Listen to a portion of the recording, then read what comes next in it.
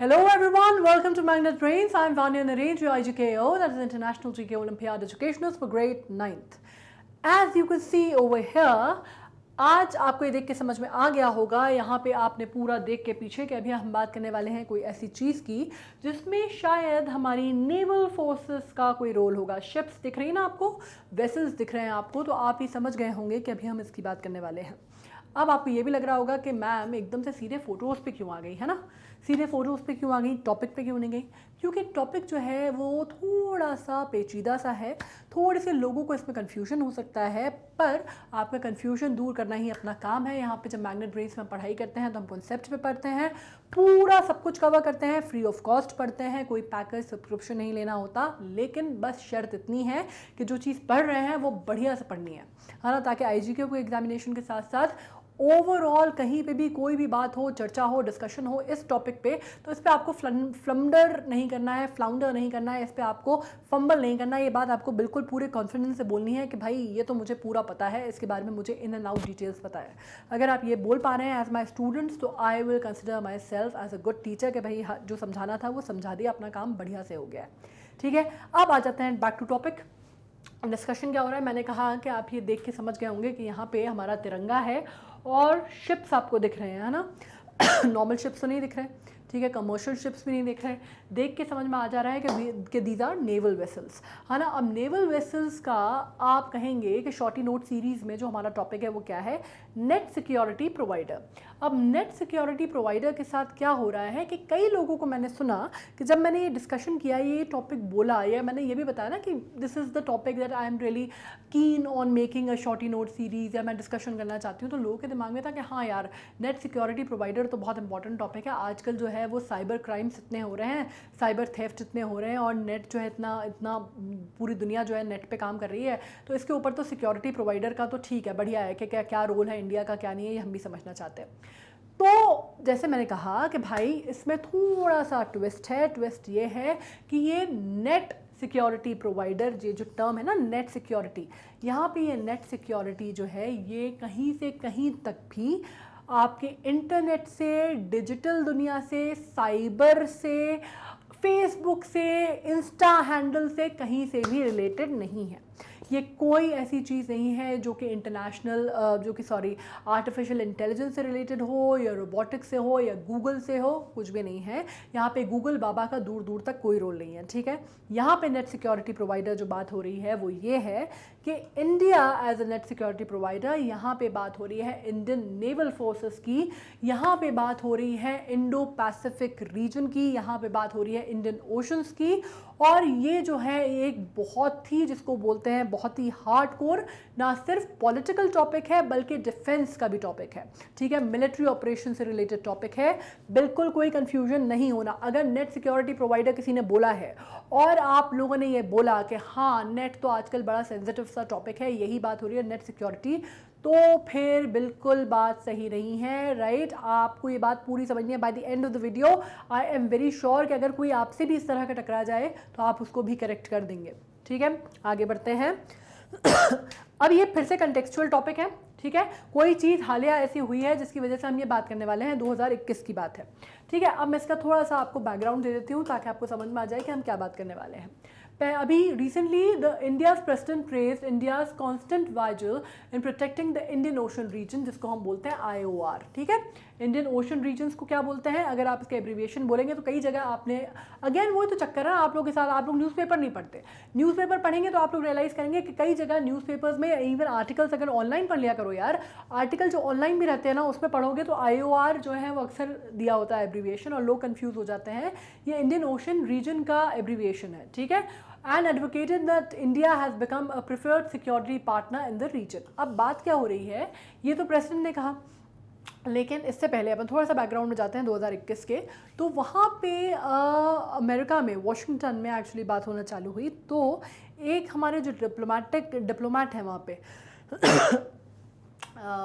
जो हमारे डिप्लोमेट हैं, उन्होंने संधू नाम है उनका शायद, उन्होंने एक बात बोली कि TS संधू, हाँ, उन्होंने ये बात बोली कि जब ये बात हो रही थी क्वाड से पहले, जो first in face quad meeting होने वाली थी जिसमें प्रधानमंत्री शिरकत करने वाले थे, उससे पहले ये बात हुई और उन्होंने एक स्टेटमेंट दिया कि इंडिया जो है बहुत कीन है अपने रोल को लेके as a net security provider in the region of Indo Pacific region and also in the Indian Ocean region. ठीक है, तो इस पर उन्होंने बात की और उन्होंने एक बड़ा अच्छा स्टेटमेंट दिया था जो मुझे बड़ा पसंद आया था, और उन्होंने कहा था that the seas that separate us are also the seas that connect us। है ना, बहुत बढ़िया बात कि वो समंदर जो हमें एक दूसरे से अलग करते हैं वही समंदर हमें एक दूसरे से जोड़ते भी हैं। और इंडिया जो है अपने रोल को लेके, उस सिक्योरिटी को लेके, समुद्री सिक्योरिटी को लेके बहुत बहुत सीरियस है और अपना रोल जो है बखूबी निभाता आया है ओवर द ईयर्स। ठीक है, इसी पे प्रधानमंत्री ने भी बोला जब क्वाड समिट हुआ तो उनने भी बात की। फिर इसमें काफ़ी सारे जो ट्राइलैटरल संधिज वगैरह थी उसके ऊपर भी बात हुई, एशियान की भी बात निकली, बहुत सारी बातें निकली। पर अभी जो मैं आपको टॉपिक समझा रही हूँ वो ये है कि हम अपनी इंडियन ओशन रीजन से रिलेटेड बात करने वाले हैं, और बात करने वाले हैं नेवल की, बात करने वाले हैं हम मिलिट्री डिप्लोमेसी की, बात करने वाले हैं हम डायरेक्ट डिप्लॉयमेंट्स की जो कि आर्म फोर्सेस के डिप्लॉयमेंट होते हैं, या फिर हम बात करने वाले हैं मिलिट्री असिस्टेंस की। ठीक है, तो इसमें बिल्कुल कंफ्यूजन नहीं होना है, चीज़ों को बिल्कुल क्लियरली समझ लेना कि यहाँ पे बात हुई है मिलिट्री, डिफेंस और पॉलिटिकल मामले की। अब what is basically net security provider. अब ये बात समझो कि ये जो है ना, ये थोड़ी सी डेफिनेशन जो है थोड़ी सी एम्बिगुअस है। एम्बिगुअस मतलब बहुत ज़्यादा क्लैरिटी इस पे नहीं है।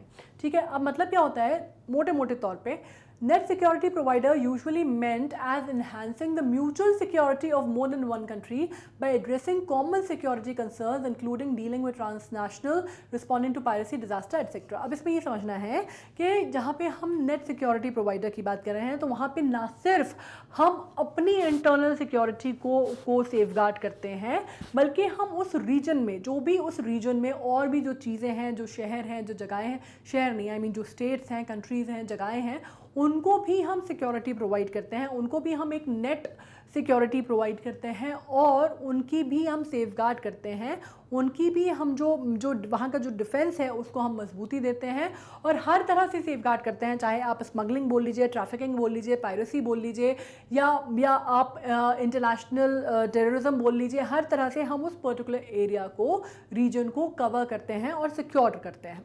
ठीक है, ये मोटे मोटे तौर पे हमने समझ लिया। अब जिसमें हम बात करते हैं इसमें हर तरह की चीज़ आ जाएंगी, मिलिट्री भी आ जाएगी, आपका ह्यूमैनिटेरियन जो आप प्रैक्टिस करते हैं वो भी आ जाएगा, जो असिस्टेंस प्रोवाइड करते हैं वो भी आ जाएगा। जैसे श्रीलंका में जो अभी अपन ने दवाइयाँ भेजी थी या अपन ने जो एक्सपोर्ट किया था पेट्रोल वगैरह, जो अपने ऑयल दिया था, वो भी इसी में आ जाएगा। ठीक है, तो सब कुछ इसी में आ जाएगा, ये समझना है। इसके बाद जब हम बात करते हैं कंपेसेस 4 डिफरेंट एक्टिविटीज़, वो क्या क्या है? Capacity building, it refers to the training of the foreign forces both civilian and military either at home or by the deploying trainers abroad। अब इसमें क्या होता है इसमें in peace and in war time, दोनों ही सिचुएशन में आप India जो है एज अ की प्लेयर वर्क करेगा वहाँ की दूसरी कंट्रीज़ की जो भी डोमेस्टिक मिलिट्री है उसको ट्रेन करने में या फिर उनके सिटीजन्स को इक्विप करने में किसी एक पर्टिकुलर सिचुएशन को फेस करने के लिए। ठीक है, ये दोनों ही चीज़ें हो सकती हैं, ये दोनों ही कंडीशन में हो सकता है, पीसफुल टाइम्स में भी हो सकता है या वॉर कंडीशंस में भी हो सकता है, या फिर अगर कोई ऐसी चीज़ आ जाती है जब हमें लगता है कि भाई ट्रेनिंग का टाइम नहीं है या सीधे उनको ट्रेन नहीं किया जा सकता, तो फिर डायरेक्ट डिप्लॉयमेंट का काम आता है। डायरेक्ट डिप्लॉयमेंट क्या है? जब हम अपनी फोर्सेज उनके यहाँ भेजते हैं उनकी रखवाली के लिए। जैसे ये कैलामिटीज़ के टाइम पे भी होता है, जब सुनामी आई थी ना, तब इंडिया से भी काफ़ी बड़ा जो चक ऑफ फोर्स था वो गया था ताकि वहाँ का जो एक आप कह सकते हैं कि उसका जो संरक्षण का काम है या उसका जिसका आप कहते हैं रीइंस्टेट करने का काम है उसके लिए। ठीक है, एरिया में जब जो इंडियन ओशन का जो एरियाज है, जो बाकी छोटे छोटे आइलैंड्स और छोटी छोटी जगहें थी वहाँ पर। ठीक है,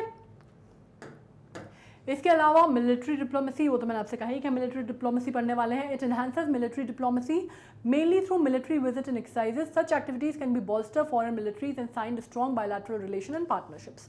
अब ये क्या होता है, ये जो दो कंट्रीज़ की मिलिट्री रिलेशनशिप्स हैं ये बायलैटरल होती हैं, बायलैटरल या मल्टीलैटरल हो सकती हैं या ट्राइलैटरल हो सकती हैं, डिपेंडिंग के किस तरह की कितनी कंट्रीज उसमें इन्वॉल्व हैं।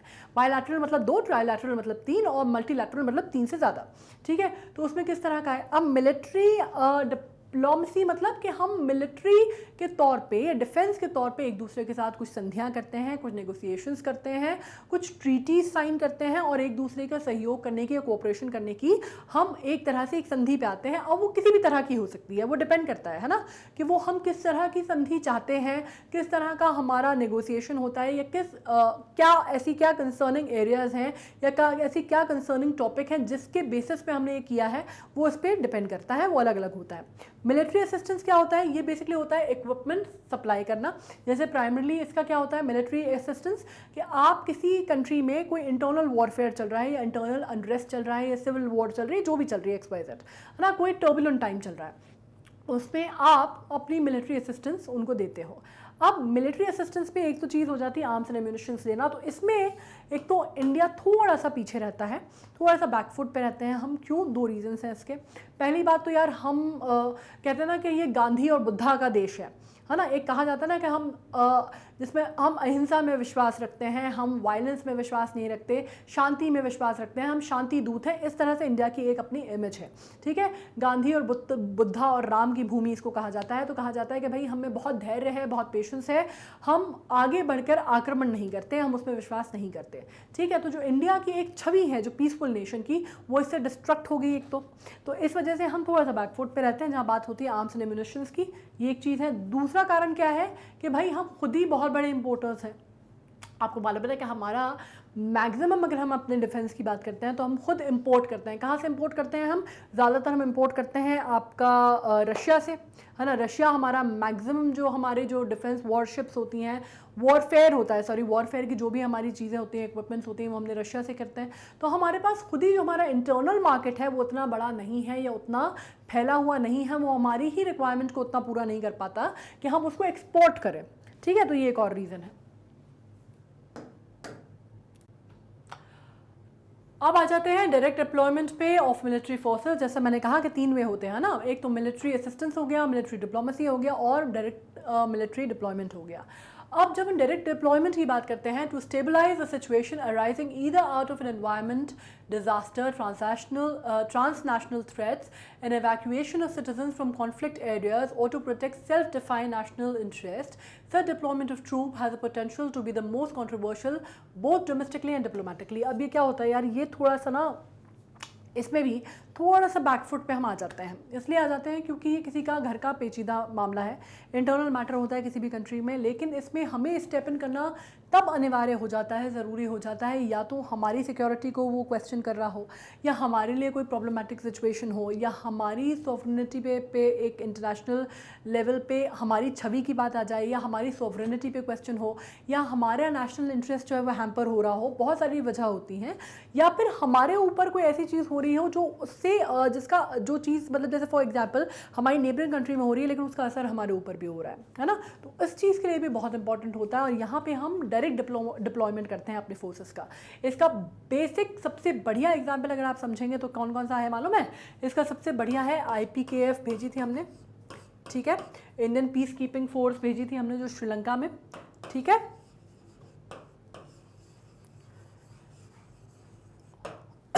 क्यों भेजी थी? ये आपको मालूम है कि जब वहाँ पे एक सिविल अनरेस्ट की सिचुएशन आ गई थी, जब वो लिट्टे से जो मुठभेड़ का जो टाइम था, जो बहुत आपको मालूम है ना कि जब 26 साल तक, जब हम श्रीलंका में बात करते हैं तो 26 साल तक वहाँ पे आपका एक सिविल वॉर की जो सिचुएशन थी वो बनी हुई थी और मुठभेड़ हो रही थी। और लिट्टे से जब वो चल रहा था, जो सिन्हलीज़ और तमिल्स के बीच में जो एक तरह का आप आक्रोश चल रहा था, जो उनके बीच में जो एक टेंशन चल रहा था, उसके कारण हो क्या रहा था कि ये भेजने की जो हमारी वजह थी वो ये थी कि हमारे जो स्टेट्स थे, क्योंकि श्रीलंका जस्ट नीचे पड़ता है इंडिया के, हमारे जो सदर्न स्टेट्स थे, मतलब 4 स्टेट्स आप मान लीजिए, उसमें से केरला, कर्नाटक, आंध्र प्रदेश, तेलंगाना, तमिलनाडु, 4-5 मतलब उस टाइम पे तो एक ही 4 ही हुआ करते थे। तो 4 स्टेट्स जो थे एक तरह से थ्रेट की सिचुएशन में आ गए थे, क्योंकि उसमें इन्फिल्ट्रेशन होने लगा था, मिलिटेंट्स का, लोगों का जो आना है वो काफ़ी ज़्यादा बढ़ गया था। वहाँ से लोग पलायन करके आ रहे थे, इमिग्रेशन की प्रॉब्लम्स बहुत बढ़ गई थी, तस्करी की, मिलिट्री आप कह सकते हैं एक सिक्योरिटी थ्रेट बहुत बड़ा बढ़ गया था, मेरी टाइम सिक्योरिटी हमारी रिस्क पे आ गई थी, टेररिज्म, जो इंटरनेशनल बॉर्डर्स क्रॉस करके जो टेररिज्म एक्टिविटीज़ थी वो बढ़ गई थी, तस्करी की, पायरेसी की बहुत घटनाएं बढ़ गई थी। तो उस समय हमें इस चीज़ को कंट्रोल करना बहुत इंपॉर्टेंट था। ठीक है, जैसे अभी हमने वो नहीं किया, अभी हमने अपने फोर्सेस डिप्लॉय नहीं की, अभी जो सिविल आप जो इमरजेंसी सिचुएशन आई श्रीलंका में, तब हमने अपने फोर्सेस डिप्लॉय नहीं की, तब हमने उनको एड प्रोवाइड की, तब हमने उनको असिस्टेंस प्रोवाइड किया, वो भी हमने उनको इकोनॉमिक असिस्टेंस प्रोवाइड किया है ना, हमने मेडिसिन का या बाकी जो उनकी रिक्वायरमेंट थी वो प्रोवाइड की हमने, ठीक है, असिस्टेंस प्रोवाइड किया। लेकिन अभी हमने उनको मिलिट्री डिप्लॉयमेंट वाली स्टेज नहीं आई हमारी, है ना, क्योंकि लेकिन हालांकि सिचुएशन अभी भी थोड़ी सी टेंस हुई थी। आपको मालूम है ना कि तमिलनाडु में 15-16 लोग जो हैं वो पता चला कि छुपे हुए थे, उनको ढूंढा, डिस्गाइज्ड वे में छुपे हुए थे, श्रीलंका से आए थे।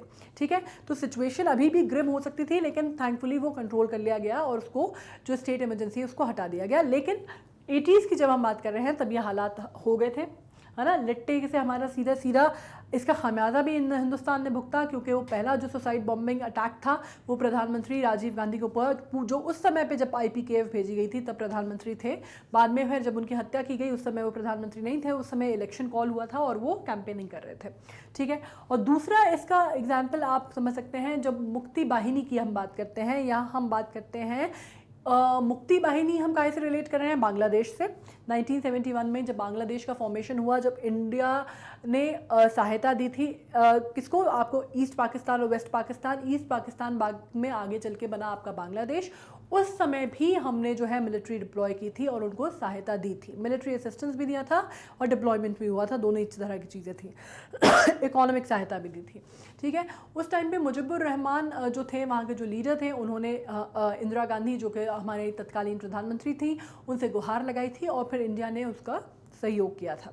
उसके भी 2 रीजंस थे। उसकी पहली बात तो ये थी कि इंडिया पाकिस्तान के हमेशा से क्लैशेस थे, इंडिया पाकिस्तान हमेशा से एक प्रॉब्लमेटिक एरिया था। तो अगर ईस्ट पाकिस्तान जिसमें अनरेस्ट की सिचुएशन ऑलरेडी थी, जो कि ऑलरेडी बहुत एक्सप्लॉइटेड था वेस्ट पाकिस्तान के द्वारा, उसके साथ ये हो रहा था कि कम से कम इसमें एक जो बोन ऑफ कंटेंशन है वो थोड़ा सा कम हो जाता, जो एक स्ट्रेस था जो दोनों तरफ से हम घिरे हुए थे।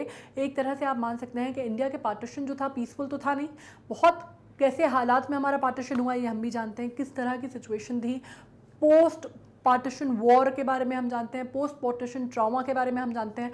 तो इंडिया जब दोनों ही तरफ से, आप ये समझ लीजिए जैसे ये इंडिया है आप मान लीजिए, तो यहाँ पे अगर आप मान लीजिए कि ईस्ट पाकिस्तान था, यहाँ पे वेस्ट पाकिस्तान था, तो इंडिया दोनों तरफ से सराउंडेड था। ठीक है, तो अब ये हो गया था कि यहाँ पे क्योंकि ये लोग एक्सप्लॉइट कर रहे थे ईस्ट पाकिस्तान को, तो हमारे लिए एक तरह से आसान था, एक तरह से हमारे लिए हमारे फ़ायदे में था। और वहाँ के लोग तो चाहते ही थे आज़ादी, है ना, वहाँ के जो बांग्ला लोग थे वो तो आज़ादी चाहते ही थे, इनके डोमिनेंस से, इनकी की जिसको बोलते हैं ना आप टोटलिटेरियन स्टेट से, वो तो चाहते ही थे।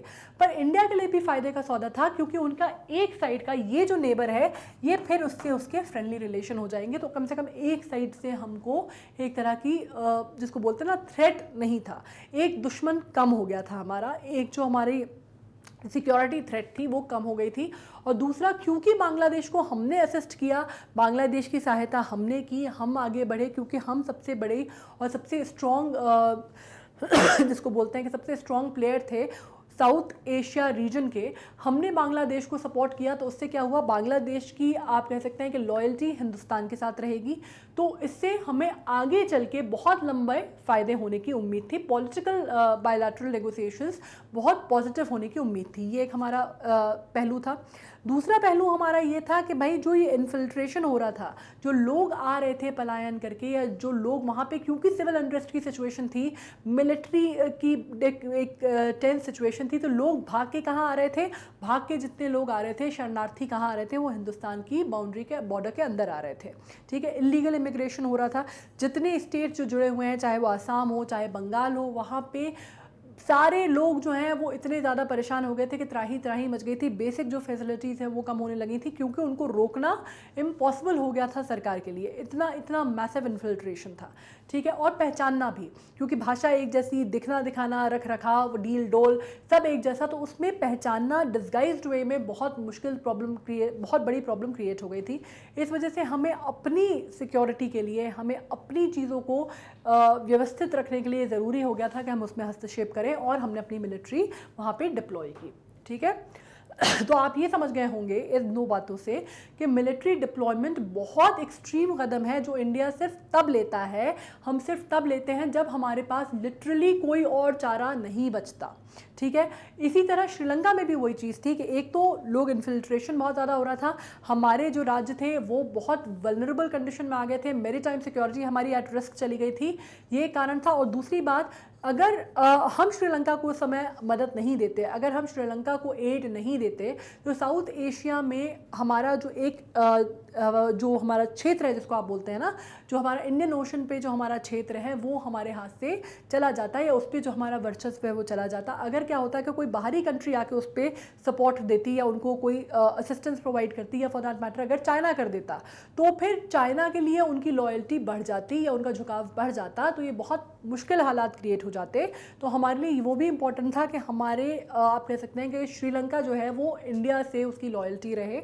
वो दोनों ही कंट्रीज़ के लिए विन विन सिचुएशन है, हमें भी बहुत ज़्यादा ज़रूरत पड़ती है श्रीलंका की बहुत सारी चीज़ों के लिए, और श्रीलंका को भी हमारी ज़रूरत पड़ती है। श्रीलंका को तो ऑब्वियसली हमारी पड़ती है क्योंकि we are the biggest player in that region, right. लेकिन ऐसा नहीं है कि सिर्फ वन वे ट्रैफिक है ये, इंडिया को भी श्रीलंका की उतनी ही ज़रूरत है एंड पीसफुल नेबरहुड मेंटेन करने की उतनी ही ज़रूरत है फॉर XYZ कॉजेज। इसमें इकोनॉमिक भी आ जाते हैं, पॉलिटिकल भी आ जाते हैं, ट्रेड रिलेशंस भी आ जाते हैं, और मैरीटाइम सिक्योरिटी तो आ ही जाती है, ठीक है। तो ये आपको बहुत क्लियर हुआ ना, जो मैंने आपको समझाया कि बहुत किस कंडीशन में हम मिलिट्री डिप्लॉय करते हैं। Now Indian Ocean region has a threat mostly like piracy, drug trafficking, IUU, which stands for illegal, which stands for illegal, unreported and unregulated fishing, जिसमें बॉटम ट्रॉलिंग वगैरह की भी हमने बात की थी, जिसमें हमने पाल्क स्ट्रेट बे की भी बात की थी, जो कॉन्फ्लिक्ट चल रहा है इंडो श्रीलंका के बीच में, वो भी है। उसके अलावा human trafficking, climate change etcetera. The growing realisation of importance of Indian Ocean region by the littoral state has brought the seas in the epicentre of the strategic turn. अब इसका मतलब क्या है, ये जो लाइन आपने पढ़ी लास्ट की, इसका मतलब ये है कि बहुत सारे कारणों से, बहुत सारी वजह से मैरीटाइम सिक्योरिटी कितना बड़ा इशू है, कितना बड़ा रीज़न है। उसके अलावा जो स्ट्रैटेजिक इंपॉर्टेंस है IOR की, जो कि इंडियन ओशन रीजन है, वो हमें जब ये रियलाइज़ होगा, वो हम आगे पढ़ेंगे और डिटेल में कि क्या इंपॉर्टेंस है IOR की, तो उससे हमें पता चल जाएगा। लिटरल स्टेट्स वो होते हैं जो स्टेट्स जो होते हैं सी के आसपास, है ना, जो सी पे निर्भर होते हैं, जो सी स्टेट्स होते हैं उनको बेसिकली लिटरल स्टेट्स बोलते हैं। उनको ये समझ में आ गया है और उसी के ऊपर बेसिकली जो भी स्ट्रैटेजिक निर्णय लिए जा रहे हैं वो उसी के एपिसेंटर में, मतलब किसी भी चीज़ के बीच में आना, है ना, किसी भी चीज़ के सेंटर में आना, उसको हम बोलते हैं, ठीक है। अब इसका मतलब ये है कि आपको हम आगे जब पढ़ेंगे ओशंस के बारे में या ओशन के रीजन के बारे में, इंडियन ओशन रीजन, तो वो तो एक अलग बात है। लेकिन अगर हम कॉमन सेंस से भी देखते हैं, अगर हमें टेक्निकल उसके बारे में नहीं पता या डिटेल नहीं पता, तो भी आप ये लोग समझ सकते हैं कि इंडिया पेनिनसुला कंट्री है, ये तो आपको मालूम है। तीन तरफ से वो समंदर से घिरी हुई है, पानी से घिरी हुई है, ठीक है। एक तरफ आ जाता है इंडियन ओशन, एक तरफ है अरेबिक सी और अरेबियन सी, और एक तरफ है बे ऑफ बंगाल। ये तो हमें क्लियर है। तो हमें ये मालूम है कि हमारा जो कोस्टल एरिया है वो कितना बड़ा है, जो हमारी कोस्टल लाइन है वो कितनी बड़ी है, तकरीबन 7,500 किलोमीटर से लंबी हमारा कोस्टल लाइन है। तो आपको ये समझ में आ रहा है कि जब हमारी कोस्टल लाइन इतनी लंबी है, तो हमारे जो जनजीवन है या हमारी लाइफ या हमारा जो नेशनल, आप एक तरह से एक बोल सकते हैं इंटरेस्ट या नेशनल सिक्योरिटी, हमारी कितनी बड़े तादाद पे डिपेंडेंट है, हमारी नेवी पे या हमारी मरीन लाइफ पे, मैरीटाइम सिक्योरिटी पे। अब मैं आपको एक और बात बता दूं कि जब हम बात करते हैं इंडियन ओशन रीजन की, तो ठीक है, इंडियन ओशन रीजन इंडिया के लिए तो बहुत इंपॉर्टेंट है, ये तो हम मान लेते हैं, ठीक है, या आसपास के जो नेबरिंग कंट्रीज़ हैं उनके लिए तो बहुत इंपॉर्टेंट है। लेकिन मैं आपको आप इसकी इंपॉर्टेंस इस बात से ज़्यादा अच्छे से समझेंगे कि वर्ल्ड का जो इंटरनेशनल ट्रेड होता है, पूरी दुनिया का जो ट्रेड होता है, जो वाटर ट्रेड होता है ना, जो शिपमेंट होती है, नेवल कार्गो, जो भी आप समझते हैं, जिस भी भाषा में आप इसको समझ रहे हैं, उससे आप समझिए कि पूरे वर्ल्ड का 70% जो है, ठीक है, वो इंडियन ओशन में होता है, ठीक है। मतलब 70% जो होता है वो इंडियन ओशन पे होता है, वो पैसिफिक पे नहीं होता, वो अटलांटिक में नहीं होता, वो इंडियन ओशन में होता है। और इंडियन ओशन में मतलब अगर आप बात करते हैं तो इसमें अलग अलग एरियाज़ हैं, 3 बेल्ट माने जाते हैं, 3 बेल्ट बहुत इंपॉर्टेंट माने जाते हैं इसके, जो हम आगे पढ़ेंगे भी। लेकिन मैं आपको बता देती हूँ, पहला आपका रेड सी है, रेड सी आपका माना जाता है, ठीक है, Red Sea to Indian Ocean बहुत इंपॉर्टेंट माना जाता है। ये अब हम बात करें इंडिया के कंटेक्स्ट में, ठीक है। दूसरा हो गया आपका गल्फ ऑफ पर्शिया, ठीक है, ये एशियान के कंटेक्स्ट में बहुत इंपॉर्टेंट माना जाता है, एशियान कंट्रीज से जो भी हमारे ट्रेड्स होते हैं उसके लिए। रेड सी माना जाता है यूरोप और अमेरिका से, ठीक है, इसकी इंपॉर्टेंस यूरोप और अमेरिका के उसमें हो गई, जो ट्रेड में हो गई। गल्फ ऑफ पर्सिया हो गया, और उसके बाद जो तीसरा होता है जो बहुत इंपॉर्टेंट है वो है इंडो पैसिफिक रीजन, जिसको इसमें भी ईस्ट एशिया की कंट्रीज वगैरह जाती हैं through the trade of Malacca, through the straits of Malacca, ठीक है। इसमें आपके एशियन रीजन्स आ जाते हैं, बहुत सारे जो रीजन्स हैं वो ईस्ट जो एशियन कंट्रीज हैं वो आ जाती हैं इसमें, ठीक है। एशियान की भी कुछ कंट्रीज आ जाती हैं उसमें, तो ये आप कहेंगे Indo Pacific reason through the straight of Malacca, ठीक है। ये तीनों बहुत इंपॉर्टेंट माने जाते हैं, और इन तीनों को जब आप बात करते हैं तो इनको बोला जाता है, क्या बोला जाता है इनको, टर्मिनोलॉजी अगर आप बात करते हैं तो इनको बोला जाता है SLOC, ठीक है, मतलब इसको क्या बोला जाता है, लाइन ऑफ कम्युनिकेशन, फाइन। इसके ऊपर और क्या है, किस तरह से वर्क करती है, इनसे आपको इंपॉर्टेंस तो इनकी समझ में आ गई होगी, बाकी डिटेल अपन डिस्कस करते हैं आगे। अब how does India act as a net security provider in Indian Ocean region IOR। अब इसमें जैसे मैंने आपको कहा था, पहली चीज़ जो सबसे पहली बात हमने की, जो SLOC लिखा था, राइट, मैंने, उसका मतलब क्या होता है, SLOC का मतलब होता है, ये मैंने आपको डिस्कशन में तो बताया था पर लिख के नहीं बताया है, तो I can write it over here, आप ध्यान रखिएगा। SLOC जैसे मैंने कहा, जो तीन मैंने आपको रूट्स बताए थे ना, जिसमें एक तो आपका था कौन सा, रेड सी का, दूसरा था गल्फ ऑफ पर्शिया का, तीसरा था कौन सा था, तीसरा था इंडो पैसिफिक रीजन, जो कि कहाँ से आया था, मलक्का स्ट्रेट से। अब इन तीनों रीजन की जो खासियत है वो ये है कि यहाँ पे वर्ल्ड का आप जो कहते हैं सबसे ज़्यादा मरीन ट्रेड जो है वो सबसे ज़्यादा इन्हीं रूट्स पे होता है। जैसे मैंने कहा कि 70% तकरीबन, 70 से भी ज़्यादा अगर आप आंकड़े देखते हैं, तकरीबन 70 to 75% of the world trade that happens through the oceans वो इन्हीं रीजन से होता है और इंडियन ओशन पे होता है, ठीक है, मतलब अटलांटिक नहीं है, पैसिफिक नहीं है। और उसके अलावा अगर हम बात करते हैं तो 50% जो ऑयल ट्रांसपोर्टेशन होता है, ऑयल आपको मालूम है, ऑयल जो है वो बैरल्स जो है वो शिपमेंट के थ्रू ट्रांसपोर्ट होते हैं, यू नो द फैक्ट। तो वो जो बैरल ट्रांसपोर्ट होते हैं वो 50% जो होते हैं वो उनके थ्रू होते हैं, right. And now when I talk about SLOC, that particularly means के these are called as sea lines of communication. तो sea line of communication Indian oceans के 3 हैं, वो हम ऑलरेडी डिस्कस कर चुके हैं, fine. So now let's get to another one, India's policies क्या हैं, हमारी पॉलिसीज़ अगर हम बात करते हैं तो वो क्या है। India's policies towards country in the IOR region is guided by the neighborhood first policy। मतलब बेसिकली इंडिया की जब हम बात करते हैं तो हम हमेशा से रहे हैं that we are very very pro neighbor people, right। हम हमारे यहाँ एक आप देखते हैं, हमारी अगर आप संस्कृति का भी भाग देखेंगे, आप हमारी जो बेसिक हमारा कल्चर है उसमें भी कहा जाता है, क्या बोला जाता है, अतिथि देवो भव, है ना। मतलब जो नेबर्स हैं, जो आपके मेहमान हैं, जो आपके यहाँ शरण मांगने आए हैं, जो आपके यहाँ कोई चीज़ आपसे मदद लेने आए हैं या आपके यहाँ सिर्फ अतिथि के तौर पे आए हैं, वो जो हैं वो आपके भगवान तुल्य है ना, ईश्वर तुल्य है।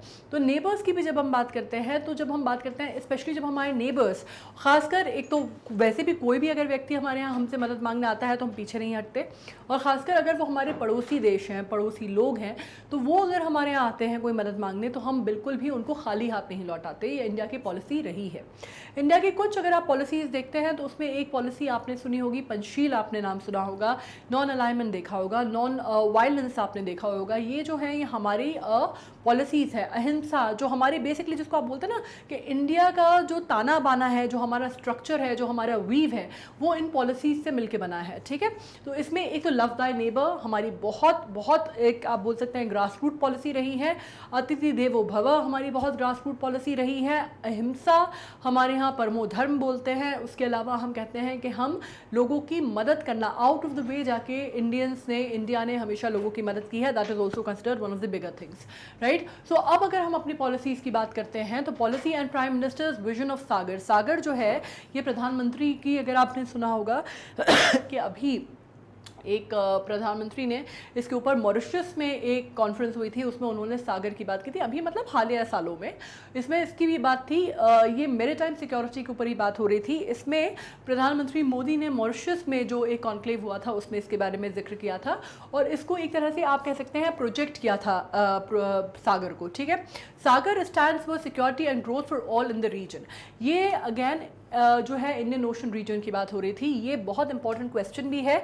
इस क्वेश्चन को आपको थोड़ा सा ध्यान से देना है कि सागर का क्या मतलब होता है। मतलब ये इतना इंपॉर्टेंट क्वेश्चन है कि आप ये मान सकते हैं कि यूपीएससी की भी दृष्टि से, मतलब इतना बड़ा एग्जाम भी अगर मैं बोल रही हूँ तो उसमें भी बहुत इंपॉर्टेंट माना जाता है करंट अफेयर्स या जीएस का पार्ट।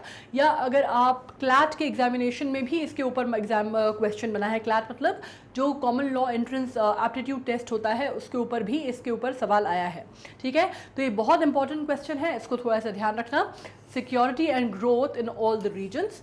इसके बाद इसका मतलब क्या हुआ, सागर के तहत बहुत सारी चीज़ें हुई हैं। सागर के तहत पहली चीज़ तो सबसे पहली चीज़ ये हुई है कि इंडिया ने ये बोला है कि भाई हम Indians as a India as the country we establish, जिसको बोलते हैं नेट सिक्योरिटी प्रोवाइडर, जिसमें जो हम रीजन की बात कर रहे हैं इंडियन ओशन रीजन में, उसमें हम सिक्योरिटी प्रोवाइड करेंगे क्योंकि वहाँ की हम सबसे उस एरिया की, उस रीजन की हम सबसे ज़्यादा डोमिनेंट कंट्री हैं। ठीक है, ये बात क्लियर है। उसके अलावा हमने कहा कि हमारी जो पड़ोसी नेबरिंग कंट्रीज़ हैं, पड़ोसी देश हैं, अगर उनको हमारे से किसी भी तरह की सहायता या असिस्टेंस की ज़रूरत होगी तो हम वो भी उनको प्रोवाइड करेंगे। तीसरी चीज़ जो आ जाती है बहुत इंपॉर्टेंट, वो ये है कि मेरीटाइम सिक्योरिटी जो है, जो हम ना सिर्फ अपने पेनिनसुलर कोस्टल एरियाज़ की जो मेरीटाइम सिक्योरिटी है उस पर ध्यान देंगे, बल्कि जो उस पूरा जो रीजन है उसकी सिक्योरिटी के ऊपर हम काम करेंगे और उसकी सिक्योरिटी में हम पूरी तरह से बाकी जो देश हैं उसमें सहयोग करेंगे। उसके अलावा इसमें और भी बातें हुई। इसमें जैसे मैंने कहा आपसे कि यूएस के जो डिप्लोमेट हैं हमारे TS संधू जी, उन्होंने भी एक बात बोली थी कि भाई इंडिया ने हमेशा आगे बढ़कर मदद की है, हमेशा दोस्ती का हाथ आगे बढ़ाया है और हमेशा आगे बढ़ के मदद की है ना। कभी ऐसा नहीं हुआ कि हमने कभी किसी से हॉस्टिलिटी नहीं रखी, हमने कभी किसी के साथ दुश्मनी नहीं पाली। और ये बात अगर आपको समझनी हो तो आपको क्या करना है, आपको सुनना है, आपको थोड़ा सा रिवाइंड करना है और आपको जाना है कहाँ पे, आप या तो उसमें आप सुन लीजिए नमस्ते लंदन में, आप अक्षय कुमार जी के मुँह से सुन लीजिए, बहुत बढ़िया उन्होंने स्पीच दी थी इंडिया के ऊपर, छोटा सा निबंध था जो बहुत ही बढ़िया बोला था उन्होंने। या फिर आप चले जाइए भारत कुमार की तरफ। ठीक है, तो भारत कुमार ने भी बहुत बढ़िया, जिसको बोलते हैं मनोज कुमार, उन्होंने तो बहुत ही बढ़िया मतलब उन्होंने तो गाने भी इसी के ऊपर लिखे हैं, उन्होंने बातें भी की हैं। मतलब इतना पेट्रियाटिज्म उनके अंदर कूट के भरा हुआ था और उन्होंने इतना पेट्रियाटिज्म डिस्प्ले किया है स्क्रीन के ऊपर कि उनका नाम ही मनोज कुमार से भारत कुमार हो गया था। ठीक है, तो अब उसमें भी अगर आप देखते हैं कि ये देश की धरती सोना उगले उगले हीरे मोती, मेरे देश की धरती, उसमें भी यही बात बोली गई है कि भाई ये जो ज़मीन है, ये जो भारतवर्ष है, ये अहिंसा का की ज़मीन है। अहिंसा का हमारा जो मोटो है वो अहिंसा है।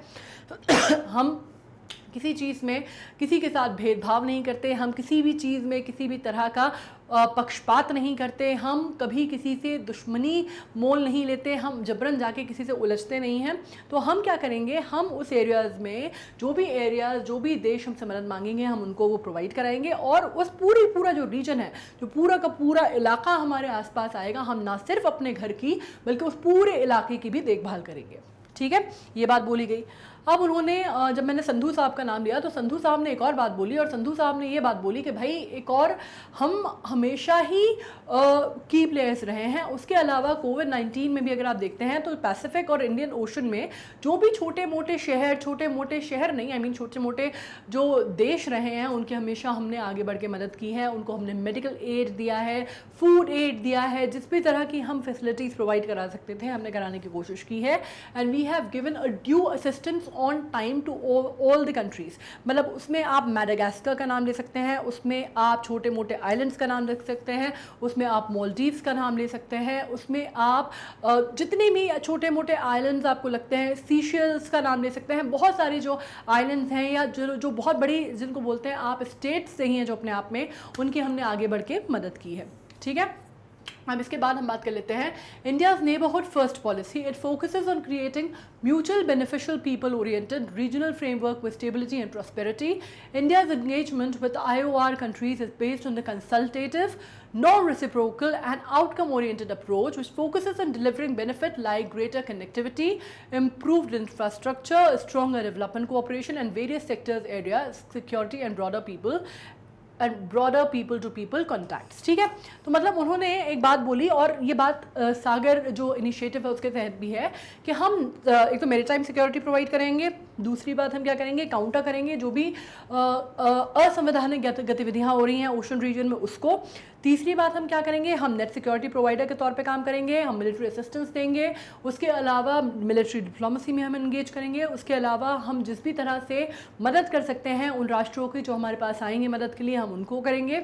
उसके अलावा ये भी बोला गया कि भाई हम किसी भी तरह का कोई एजेंडा लेके, एज सच कोई एजेंडा लेके हम नहीं चल रहे हैं कि हमें पावर सिंबल बनना है या हमें पावर हाउस बनना है, right. We believe in those concept and that is why we are going ahead with those concept. एक बात उन्होंने ये भी बोली थी। अब इसमें जब हम अपनी इंडियाज नेबरहुड फर्स्ट पॉलिसी की बात करते हैं तो ये मैंने आपसे कहा कि हम बहुत पहले जाके भी देख सकते हैं, ठीक है। अब बोला जाता है ना कि हमने अपने 10,000 सालों के इतिहास में कभी किसी और देश पर आक्रमण नहीं किया। We were never on the attacking front towards any country and we have never been on hostile terms with any country। जिसने भी मोल ली वो उसने हमसे आके खुद ही झगड़ा मोल लिया, हम किसी से लड़ने नहीं गए, चाहे पाकिस्तान हो चाहे चाइना हो, हम किसी के पास लड़ने नहीं गए, हम किसी से बिल्कुल जिसको बोलते हैं ना सींग लड़ाने नहीं गए। लोग आकर हमसे उलझते हैं, अब उलझते हैं तो हम कोई कमज़ोर तो है नहीं कि हम बैकफुट पे आ जाएं। अगर कोई हमसे आके लड़ रहा है तो भाई अगर कोई हमारे घर के अंदर घुसेगा तो हमें रिटेलिएट तो करना पड़ेगा ना। कोई इंसान अगर आप ज़बरदस्ती आपके घर में घुस जाएगा तो आप उसको रिटेलिएट करके घर से तो निकालेंगे, अपने खदेड़ेंगे बाहर, तो उसको आप ये तो नहीं कह सकते कि वायलेंस है, तो उसको हम बिल्कुल जस्टिफाई नहीं करते। लेकिन अगर कोई हमारी सिक्योरिटी ब्रीच करने की कोशिश करेगा तो हम उसको मुंह तोड़ जवाब देंगे। ये बात बहुत सिंपल सी है। वो कह ना ये नया इंडिया है, ये घुसेगा भी और मारेगा भी, है ना। उड़ी फिल्म, उरी का डायलॉग है ना। उरी क्या था वो भी आप जानते हैं, बहुत अच्छे से जानते हैं कि उरी जो हमारा बेस था उस पर अटैक किया था, राइट। उस पर टेररिस्ट ने अटैक किया था और बहुत जो जवान थे हमारे सैनिक उनकी शहादत हुई थी, बहुत लोग मारे गए थे। और फिर हमने काउंटर अटैक किया था और हमने क्या किया था आपको मालूम है, एयर स्ट्राइक्स की थी, राइट। तो उसके ऊपर से अब खैर हम यहाँ पे बात करते हैं कि जब हम IOR की बात करते हैं, beneficial people oriented regional framework with stability and prosperity, ये बात हम कर रहे हैं कि भाई उस रीजन में जहाँ पे इंडियन ओशन की बात हो रही है वहाँ पे प्रॉस्पेरिटी रहे, शांति रहे, लोग बहुत अच्छे से फले फूले, किसी भी तरह का टेररिज्म या किसी भी तरह की असंवैधानिक गतिविधियाँ, जैसे बोला था हमने पायरेसी या ट्रैफिकिंग या टेररिज्म, उसको भी उस क्षेत्र में प्रतिबंधित किया जाएगा और काउंटर किया जाएगा, ठीक है। इंडिया का जो एंगेजमेंट है IOR कंट्री से वो काहे पे बेस्ड होगा, वो कंसल्टेटिव होगा, मतलब अथॉरिटेटिव नहीं होगा। ऐसा नहीं होगा कि इंडिया है, हम सबसे बड़ी अथॉरिटी है, हमने बोल दिया कि आप ऐसा करेंगे मतलब ऐसा करेंगे, ऐसा इंडिया नहीं करता। हमारे यहाँ डेमोक्रेसी है और हम अपनी, जैसे हमारे लिए हम इज्जत करते हैं अपने विचारों की, अपनी आज़ादी की, अपनी लिबर्टी की, अपने राइट्स की, वैसे ही हम दूसरों की भी इज्जत करते हैं। तो जो भी हमारे निर्णय होंगे वो कंसल्टेटिव होंगे, वो अथॉरिटेटिव नहीं होंगे, पहली चीज़। दूसरी बात जब हम बात करते हैं वो नॉन रेसिप्रोकल होंगे और आउटकम जो होगा वो ओरिएंटेड अप्रोच होगी, उसमें आउटकम ओरिएंटेड अप्रोच होगी कि मतलब अगर कोई चीज़ की जा रही है, भाई कोई चीज़ अगर आपने किसी चीज़ का बीड़ा उठाया है तो उसका एक कंक्लूसिव एंड हो, उसका एक कंक्लूसिव आउटकम हो, ठीक है। ऐसा नहीं होना चाहिए कि हम कोई चीज़ कर रहे हैं, कोई एक्शन ले रहे हैं लेकिन वो चला जा रहा है एंड वी आर डायरेक्शनलेस, ऐसा नहीं है। आउटकम जो होगा उसकी अप्रोच लेके हम चलेंगे कि जो फीजिबल आउटकम होगा हम उसकी अप्रोच लेके चलेंगे। उसके अलावा हम फोकस करेंगे कि बेनिफिट डिलीवर कर सकें उस रीजन में। उसके अलावा बेटर कनेक्टिविटी हम बिल्ड कर सकें, नेबरहुड में हम बेटर फ्रेंडली कोऑर्डिनेशन बिल्डअप कर सकें, कोऑर्डिनल रिलेशन बिल्डअप कर सकें ताकि एक शांति भी बनी रहे, ट्रेडिंग भी अच्छी हो, वो सबके लिए विन विन सिचुएशन होती है। उसके हिसाब से क्या होता है, जब आपके नेबरिंग कंट्रीज़ के साथ आपके संबंध अच्छे होते हैं, समन्वय बेटर होता है, तो आपकी इंटरनली भी आप सुरक्षित होते हैं, आपकी इंटरनली भी आप पे किसी तरह का खतरा नहीं होता और एक्सटर्नली आप बाकी सारी चीज़ों के हिसाब से तो काफ़ी बेटर वो रहता ही है। मतलब आप एक तरह से आप समझ सकते हैं कि विन विन सिचुएशन है, क्योंकि अगर आप एक्सटर्नली आपको किसी तरह का थ्रेट नहीं है, ठीक है। दूसरी बात आपकी आपकी जो ट्रेड है वो बढ़िया चल रहा है, इकोनॉमी आपकी बढ़िया फ्लरिश कर रही है, ठीक है। आप लोगों के जो पॉलिटिकल नेगोशिएशंस हैं वो बहुत अच्छे होते हैं, तो आप एक दूसरे से सिम्बायोटिक रिलेशन में आ जाते हैं, आप एक दूसरे से कोई ना कोई अच्छी चीज़ गेन करते हैं और अच्छी चीज़ प्रेजेंट करते हैं, ठीक है। तो ये बहुत इंपॉर्टेंट है। इससे इंफ्रास्ट्रक्चर आप इम्प्रूव करने की बात करें कि उस रीजन में जो भी इंफ्रास्ट्रक्चर होगा वो इम्प्रूव होगा।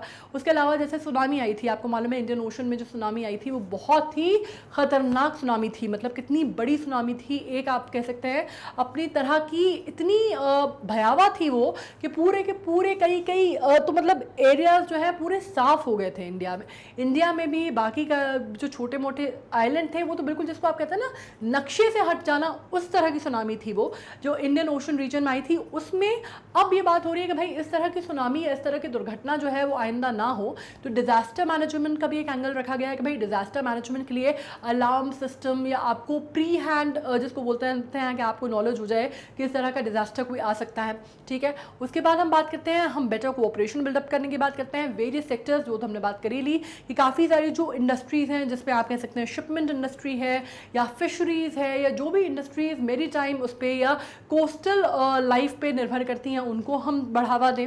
उसके अलावा broader people to people contact, मतलब हर कंट्री में जो लोगों का, जो सिटीजन्स का जो कंट्रीब्यूशन है वो बढ़े और आपस में जो उनका सहयोग है, जो कॉन्टैक्ट है वो अक्रॉस बॉर्डर्स बढ़े, ठीक है। इसकी बात हो रही है। सागर पॉलिसी हम ऑलरेडी डिस्कस कर चुके हैं, ठीक है। Vision of Sagar is building greater trust and promoting respect for maritime rules. ये तो मैंने आपसे कहा कि मेरीटाइम सिक्योरिटी को हमको, और जितनी भी मेरीटाइम रूल्स हैं या मेरीटाइम जो भी हमारी आप कह सकते हैं कि जो भी रिक्वायरमेंट है वो हमें पूरी करनी है, वो अपन सागर अभी पूरा डिस्कस कर चुके हैं, तो हम इसको सिर्फ पढ़ ले रहे हैं। Norms and peaceful resolution of dispute, और सबसे बड़ी बात है कि जो भी डिस्प्यूट अराइज होंगे, ठीक है, उनको बहुत ही जिसको बोलते हैं ना बातचीत से हल किया जाएगा, उसमें आर्म्स या वायलेंस का इस्तेमाल नहीं होगा। इसके ऊपर उन्होंने बात की है, एक तरह से आप कह सकते हैं संधि की है कि भाई अगर सागर के उसमें अपन जब बात कर रहे हैं इनिशिएटिव के तहत कि कोई भी किसी भी तरह का टेंशन एस्केलेट ना होने दिया जाए, पहले ही उसको रोक लिया जाए और बातचीत से उस मुद्दे को सॉल्व कर लिया जाए, ठीक है। अब जियो स्ट्रैटेजिक पोजिशनिंग की बात हुई। India central position in the OG in the OR gives it an immense advantage. Indian ocean encompasses about 1/5 of the world's sea area, and Indian Peninsula extend 2,000 kilometers into the sea, bringing approximately 50% of the Indian Ocean with the 1,000-mile arc ascribed from Indian territory। देखिए, ये तो मैंने आपको बताया कि peninsular जो है, India जो है एक पेनिनसुला है, ठीक है, ये आपको मालूम है 3 साइड से पानी से घिरी हुई है। उसके अलावा जब हम बात करते हैं कि हमें एज कहाँ मिलता है, कि जब हमारी जो पोजिशनिंग है इंडियन ओशन में वो इस तरह की है कि उससे हमें एक तरह का अपर हैंड या अपर एज मिलता है। नॉट ओनली अपर एज हमें इंडियन ओशन में मिलता है, बल्कि हमारी जो एक साउथ एशिया की बात करते हैं तो हम सबसे बड़े देश के रूप में भी हैं, ठीक है। मतलब हमारी रिस्पॉन्सिबिलिटी इसलिए भी बढ़ जाती है क्योंकि हम सबसे बड़ा और सबसे मजबूत और सबसे मजबूती से आगे बढ़ता हुआ देश भी हैं, मतलब हर तरह से, एक एरिया के लिहाज से भी, पॉपुलेशन के लिहाज से भी और इकोनॉमिकली भी, डेवलपिंग के हिसाब से भी, ठीक है। उसके हिसाब से अब इसमें बात करते हैं हम 1/5 अगर हम बात करते हैं of the world sea around area, and Indian peninsula जो है 2000 किलोमीटर्स तक इसमें सी में जो है वो इंडियन ओशन रीजन को कवर करता है, ठीक है। 50% of the Indian Ocean within 1,000-mile arc inscribe from Indian territories, मतलब कितना, अगर आप इंडियन ओशन का रीजन की बात करते हैं तो उसमें से कितना मार्क कर रहे हैं, 50% ऑफ द इंडियन ओशन जो है वो मार्क करता है, ठीक है। मतलब आप मान लीजिए 50% में तो सिर्फ हम हैं, बाकी 50% में बाकी सारी चीज़ें हैं। तो जाहिर सी बात है कि जब एक देश का, एक आप कह सकते हैं कि एक रीजन पे आप अधिकार तो नहीं कह सकते, लेकिन आप एक कह सकते हैं कि जो रिप्रेजेंटेशन है अगर वो 50% है तो जाहिर सी बात है, और ख़ासकर वो कंट्री जो कि स्ट्रॉन्ग पोजीशन में भी है, ठीक है, तो वो कंट्री जो है वो क्या बन जाएगी, वो नेट सिक्योरिटी प्रोवाइडर तो अपने आप बन जाएगी, है ना। तो हम अपने इस रोल को लेके बहुत संजीदा हैं, बहुत सीरियस हैं, and we take it very very we are very very responsible with the part. हम बहुत रिस्पॉन्सिबली इस पार्ट को अदा करते हैं। इसमें एक और बात हो जाती है, this provide for the dominant position for India in the middle of the Indian Ocean. It's national and economic interest are inseparably linked with the Indian Ocean. मतलब इंडिया की अगर हम बात करते हैं तो सबसे बड़ी बात है कि हमारे यहाँ इंडियन ओशन की अगर हम बात करते हैं तो आप ये समझ ही चुके हैं कि जब मैंने आपको ये जो डेटा है वो दिया, इससे हमें एक चीज़ सबसे बड़ी क्या क्लियर होती है, 2 चीज़ें होती है। पहली चीज़ तो ये कि हम सबसे ज़्यादा डोमिनेंट हैं उस कंट्री में, उस एरिया में। दूसरी बात ये कि हम सबसे ज़्यादा निर्भर भी करते हैं, मतलब कोई चीज़ जो है ना वो सिर्फ ऐसा नहीं कि हम डोमिनेंट हैं, वो ये भी है कि हम सबसे ज़्यादा निर्भर भी करते हैं मेरे टाइम पे, और उसकी सिक्योरिटी या उससे जो भी चीज़ें हमें मिल रही हैं वो हमारे लिए बहुत क्रूशल भी हैं, बहुत प्राइम भी हैं। तो हमें उसको सिक्योर रखना भी बहुत इम्पॉर्टेंट है, और हम उसको किसी भी तरह के एट रिस्क पे नहीं रख सकते।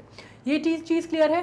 नेशनल इकोनॉमिक इंटरेस्ट है, इनसेपरेबली लिंक्ड है। हम मतलब इंडियन ओशन का जो रीजन है हमारा, हम उसको किसी भी तरह से ये नहीं बोल सकते कि भाई ये थोड़ा सा ओवररेटेड है, या इस पर हम किसी भी तरह का समझौता उसकी सिक्योरिटी के साथ नहीं कर सकते, क्योंकि इंडियन ओशन रीजन की अगर आपने सिक्योरिटी पे कोई समझौता हुआ तो आप मान लीजिए कि इंडिया की सिक्योरिटी जो है एट स्टेक आ जाएगी, हमारी सॉवरेनिटी पे, हमारी हर चीज़ पे सवाल उठ जाएगा। इनफैक्ट हमारे अस्तित्व पे भी, एग्जिस्टेंस पे भी, जो उसको आप कह सकते हैं कि क्रूशल एक स्टेज आ जाएगी कि हम उसको भी हैंडल करना मुश्किल हो जाएगा हमारे लिए।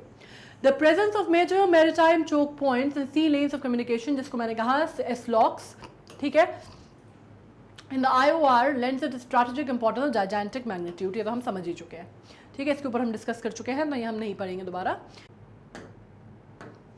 अब अपन आ गए हैं assistance in wake of natural disaster and calamities. जैसा कि मैंने कहा कि हमने बात की सुनामी की, है ना, एग्जाम्पल से समझते हैं हम, जो कि इंडियन ओशन में जो सुनामी आई थी उसके बाद क्या हुआ, वो इतनी ख़तरनाक, इतनी भयावह थी, उसका जो विकराल रूप था वो हमने देखा पहली बार कि नेचर इस तरह से भी हो सकता है। इतना उससे पहले लोगों ने सुना था, पढ़ा था सुनामी के बारे में, आती भी थी इंडियन ओशंस में, पैसिफिक में बहुत ज़्यादा आती थी, इंडियन में भी आती थी, लेकिन इस लेवल पे आ सकता है ये नहीं आइडिया था किसी को, है ना, कि उसका हमारे पास जितने हमारे जो भी हमारे डिज़ास्टर मैनेजमेंट के हमारी जितनी भी हमारी जिसको आप कह सकते हैं तैयारी थी, या हमारे पास जितने भी हमारी चीज़ें थी, या वो सारी धराशाही हो गई थी। हमारे पास कोई भी चीज़ उसको रोक नहीं पाई, और उस डिज़ास्टर को पोस्ट डिज़ास्टर मैनेजमेंट के लिए भी हमारे पास कुछ नहीं था। तो उससे क्या हुआ कि उससे एक हमने सबक लिया, हम चाहते थोड़ा सा, और उसके बाद हमने ये किया कि इंडिया ने उसके बाद ये सोचा, has been regularly conducting exercises to deepen the humanitarian aid and disaster relief, जिसको HADR बोलते हैं, ठीक है। Again this is a very important question.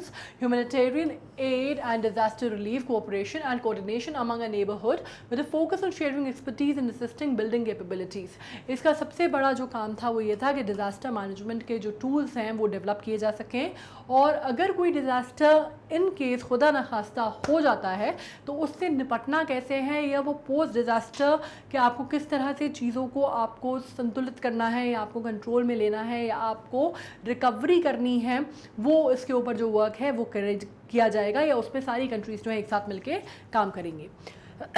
अब ये इंडियन ओशन नेवल सिंपोजियम की बात हो रही है, IONS की, ठीक है। अब IONS की जब बात हो रही है तो इंडियन नेवी की बात हो रही है। 2008 में इसने इंडियन नेवी ने इसको कंसीव किया था, इस आइडिया को। लास्ट जो इसका सिंपोजियम का हुआ था आयंस की जो लास्ट हुआ है वो भी 2021 में ही हुआ है, फ्रांस में, पेरिस में, ठीक है। तो वहाँ पे इसका की लास्ट सबमिट जो है वो की गई है, और इसका जो बेसिक आप कह सकते हैं कि एक फ्रेमवर्क है, जो स्ट्रक्चर है वो इस तरह का है कि आपको मैरीटाइम सिक्योरिटी आपको बनाए रखनी है। सारी कंट्रीज़ जो हैं वो आपस में एक तरह से, जितनी भी IOR रीजन में जो कंट्रीज़ आती हैं वो सारी एक दूसरे के साथ कोऑपरेट करेंगी। जितनी भी डिज़ास्टर मैनेजमेंट की जो एक्टिविटीज़ हैं वो साथ में की जाएंगी। टेररिज्म की कोई इस तरह की घटनाएं हैं तो उनको काउंटर किया जाएगा। तो जिस भी तरह के जो इश्यूज़ हैं, जितने भी लिटरल स्टेट्स हैं IOR के, वो एक साथ कोऑपरेटिव स्टेट में मिलके काम करेंगे और हेल्प करेंगे preserve relationship between the region. Littoral states क्या होते हैं ये तो हम ऑलरेडी डिस्कस कर चुके हैं, है ना। अब significance of IOR for India, ये भी हम ऑलरेडी बहुत सारा डिस्कस कर चुके हैं, तो हम इसमें नहीं जाएंगे, बहुत ज़्यादा डिटेल में नहीं पढ़ेंगे, सिर्फ जो हमने लिखा है हम उसको समझने की कोशिश करते हैं। डिस्कशन हम पूरा इस बारे में कर चुके हैं, ठीक है। इसमें हमने बहुत सारी कन्वेंशन भी बात कर ली, हमने सागर की भी बात कर ली, हमने मैरीटाइम सिक्योरिटी की बात कर ली, हमने बहुत सारी चीज़ें बात कर ली हैं। अगर कुछ नया होगा, कुछ अलग होगा तो हम इसको डिस्कस करेंगे, otherwise we are just going to read it first. The IOR broadly defines areas consisting of littoral states of Indian Ocean marked by the glaring cultural, social, political and economic diversity. IOR comprises a number of sub-regions such as Australia, Southeast Asia, Horn of Africa and Southern and Eastern Africa. ठीक है, मतलब आपको मालूम है ये बात हो रही है कि कहाँ पे आपको एक मैप जो है, जोग्राफिकल मैप के थ्रू आपको समझना होगा कि इंडियन ओशन का जो एरिया है, रीजन है, ये उन्होंने लिख के यहाँ पे डिफाइन किया है। अगर आप इसको ग्लोब पे या मैप पे समझेंगे तो आपके लिए ज़्यादा ईजी होगा, ठीक है।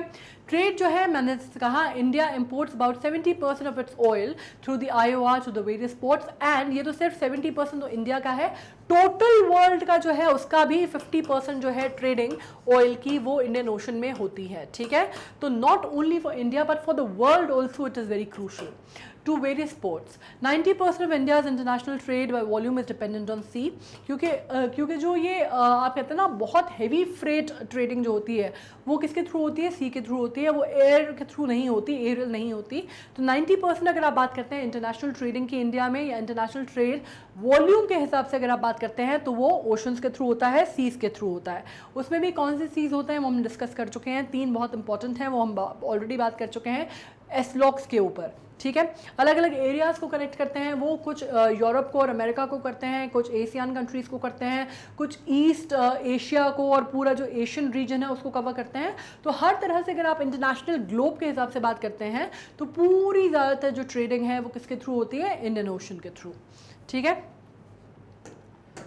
Resources, India depends heavily on Indian ocean resources, with the fishing and aquaculture industries being a major part of export as well as providing employment to more than 14 million people. Maritime security, maritime trading, उसके अलावा fisheries हमारे यहाँ बहुत बड़ा एक, अगर आप बात करते हैं क्योंकि पेनिनसुला कंट्री है ये हम समझते हैं, तो बहुत मेजर चंक ऑफ हमारी पॉपुलेशन जो है तकरीबन डायरेक्ट एम्प्लॉयमेंट जो है वो 14 मिलियन पीपल को देती है, जबकि इनडायरेक्ट एम्प्लॉयमेंट की अगर हम बात करते हैं तो ये आंकड़ा और ज़्यादा बढ़ जाता है। कौन कौन से स्टेट्स में बहुत ज़्यादा है, केरला बहुत ज़्यादा है, जो भी कोस्टल एरियाज़ है केरला बहुत ज़्यादा है, गोवा बहुत ज़्यादा डिपेंड करता है। उसके अलावा अगर आप बात करते हैं तो नीचे के जो भी आंध्रा डिपेंडेंट है काफ़ी सारा, तो बहुत सारी जो कंट्रीज़ हैं वो बहुत ज़्यादा मेरीटाइम ट्रेडिंग के अलावा मेरीटाइम फिशरीज़ पे, उसके अलावा मेरीटाइम के जो आप कोस्टल एरियाज़ की जो टूरिज़्म है उस पर निर्भर करता है। So that is also one of the very important coast. उसके अलावा countering China's influence, China's aggressive soft and power diplomacy has widely been as an arguably the most important element in shaping the IOR environment, transforming the entire nature's dynamics. अब इसमें क्या हुआ था, China ने बड़ा अपना ना चाइना एक बहुत ही प्रोएक्टिव रोल में थी कि वो ना सिर्फ IOR पे कब्जा चाहती है। चाइना इज़ अ लिटिल आप कह सकते हैं कि थोड़ा सा अथॉरिटेटिव स्टेट है इन द सेंस कि बिल्कुल उसी तरह के है that it wants to be a power centre और the epicentre of the power इस रीजन में, है ना। तो वो क्या है उसका जो अभी तक जिसके आप देखते हैं कि बहुत एग्रेसिव रहा है वो बाकी सारी चीज़ों में। अगर आप बात करते हैं अरुणाचल प्रदेश में जिस तरह का उसकी गतिविधियाँ हैं हमारे यहाँ, या आप बात करते हैं ताइवान की या हांगकॉन्ग की, या आप जिस भी तरह के उस रीजन को, तो आप देखते हैं कि वो बहुत ही एग्रेसिवली कैप्चर करने की कोशिश करता है या अपनी डोमिनेंस साबित करने की कोशिश करता है। तो इंडियन ओशन रीजन को हमें सिक्योर रखना बहुत ज़रूरी है अगर हम इंडिया की सिक्योरिटी को मेंटेन करना चाहते हैं, अगर हम उसको थ्रेट पोज नहीं करना चाहते, तो इट इज़ वेरी इंपॉर्टेंट कि हम वो IOR का रीजन जो है वो सिक्योर रखें, सेफ रखें, और उसमें चाइना का इन्फ्लुएंस जो है हम ना बढ़ने दें या ना होने दें। ठीक है, उसके बाद ये बात होती है कि resource availability versus requirement, achieving the status of net security provider can put enormous strain on countries' finite resources and call for manifold increase in existing military hardware. अब क्या है, इससे बहुत सारी चीज़ें और भी होंगी, फ्लिप साइड भी है थोड़ा सा। Flip side in the sense मतलब कोई चीज़ अगर आप कर रहे हैं तो उसके आपको कॉस्ट तो आपको चुकानी पड़ेगी, है ना। तो उसमें आपको क्या करना है, जैसे कि बात अभी कहाँ हो रही है कि नेट सिक्योरिटी प्रोवाइडर, अगर आप एक एरिया का एक रीजन की नेट सिक्योरिटी प्रोवाइडर हैं, या फॉर एग्जांपल अगर आपने किसी भी एरिया की जिम्मेदारी जो एडिशनल आपकी रिस्पॉन्सिबिलिटी है, आपका एरिया है, उसके अलावा किसी और एरिया की या और भी कंट्रीज़ की आपने नैतिक जिम्मेदारी जैसे उठा ली है नेट सिक्योरिटी प्रोवाइडर होने की, तो आपकी जो फाइनाइट, आपके तो एक रिसोर्सेज आपकी फाइनाइट है, ठीक है, एक लिमिटेड रिसोर्सेज हैं जो आप अपने कंट्री में पुट इन करते हैं, वो रिसोर्सेज जो हैं आपकी वो डिस्ट्रीब्यूट हो जाएंगी। तो आपको क्या करना पड़ेगा, अगर आप किसी और को संरक्षण देने की बात कर रहे हैं तो आपको पहले अपना जो डिफेंस है वो बहुत स्ट्रॉन्ग करना पड़ेगा। पहली बात, आपको बाकी चीज़ों के लिए अगर आप बात करते हैं कि आप मिलिट्री असिस्टेंस प्रोवाइड करेंगे तो आपके पास सरप्लस होना चाहिए। अब ये तो करेंगे नहीं कि आप अपने यहाँ के लोग भूखे बैठे हैं और आप बाकी दूसरे रीजन्स में असिस्टेंस प्रोवाइड कर रहे हैं, ये आप कर नहीं सकते। मिलिट्री डिप्लॉयमेंट की बात हो रही है तो आपको अपने यहाँ की जो मिलिट्री क्षमता है अपनी वो बढ़ानी पड़ेगी, क्योंकि आपको अगर दूसरों का असिस्टेंस भेजना भेजनी है तो आप ये तो कर नहीं सकते ना कि हमारी बॉर्डर पे जो लोग हैं, हमारी बॉर्डर जो सिक्योर कर रहे हैं, उनको उठाओ और यहाँ भेज दो, ये तो हो नहीं सकता। या आप ये तो नहीं कर सकते आप पूरी पूरी इंडियन नेवी को डिप्लॉय कर दें कि भाई वो दूसरे देशों को देखें। तो फिर हमारे यहाँ से अगर कुछ हो जाए, जैसे वो 2008 में जो बॉम्बे में हुआ था, अगर वो हमारे यहाँ दोबारा हो जाए तो फिर क्या करेगा, कौन क्या करेगा।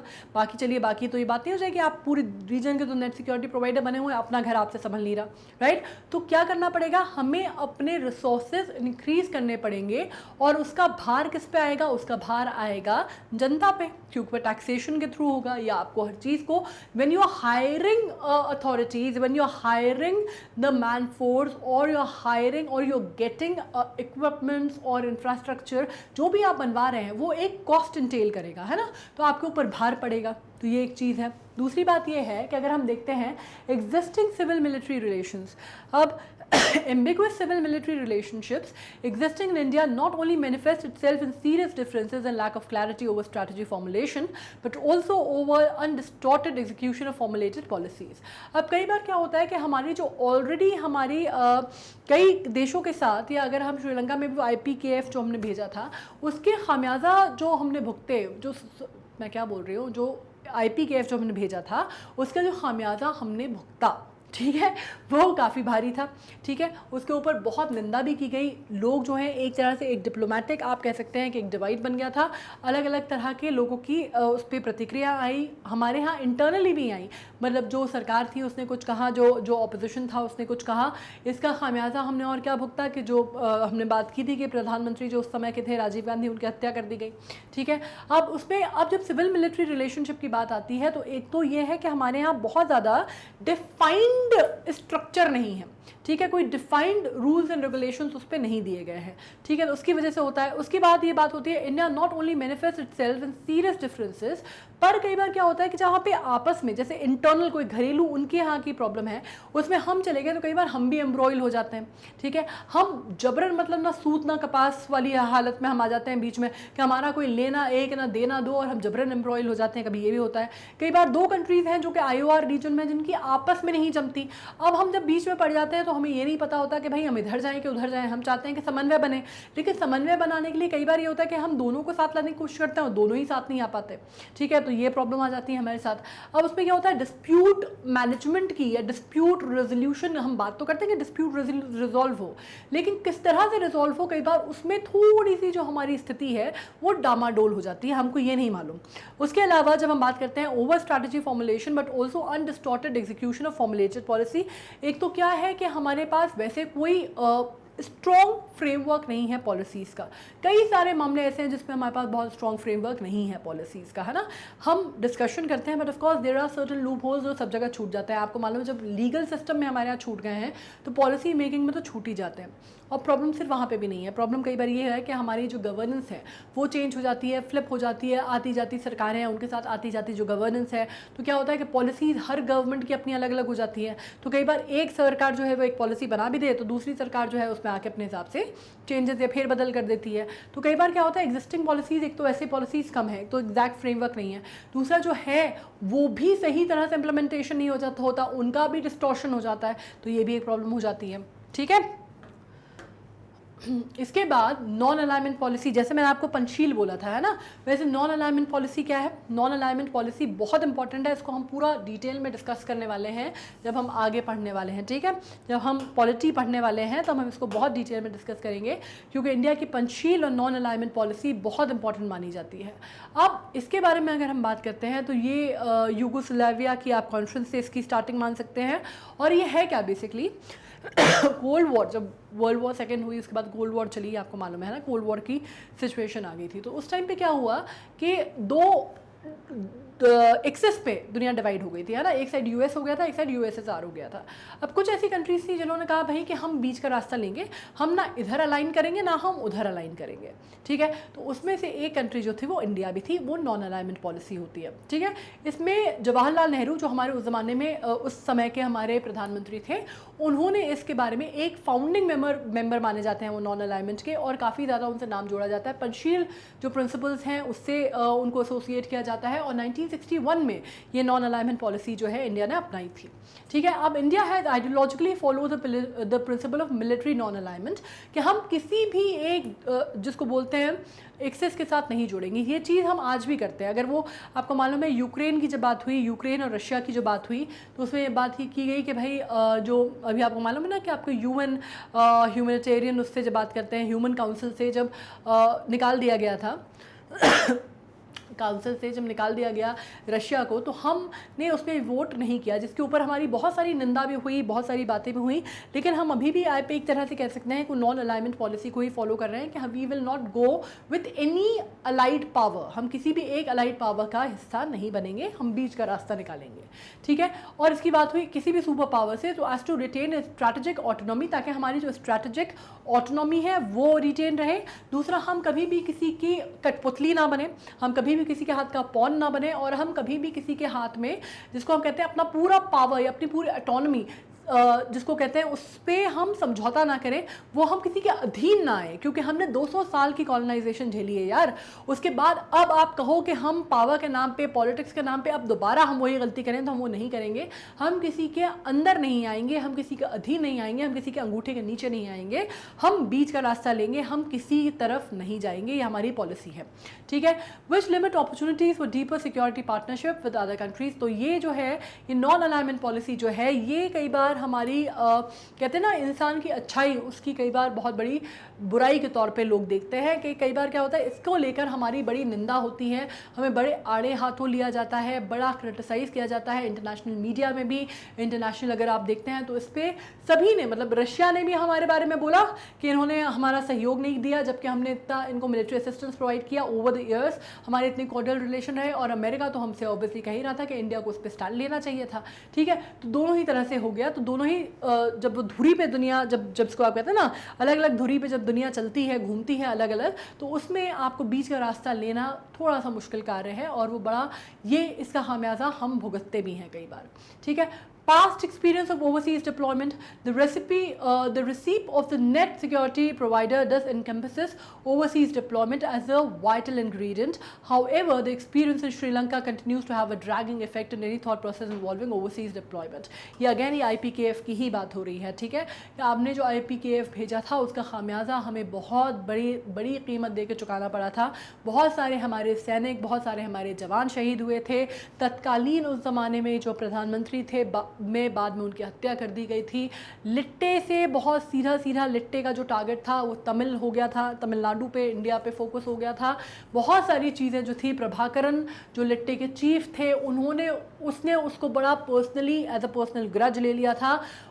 कंट्रीज़ में आपस में बहुत ज़्यादा, एक तरह से आप कह सकते हैं कि हमारी जो सिक्योरिटी है, वो हमारे स्टेट्स जो हैं वो एट रिस्क आ गए थे, बहुत सारी चीज़ें हुई। तो उसका जो अभी भी आप कह सकते हैं कि ओवरसीज़ डिप्लॉयमेंट जो है वो बहुत ही सेंसिटिव मुद्दा है।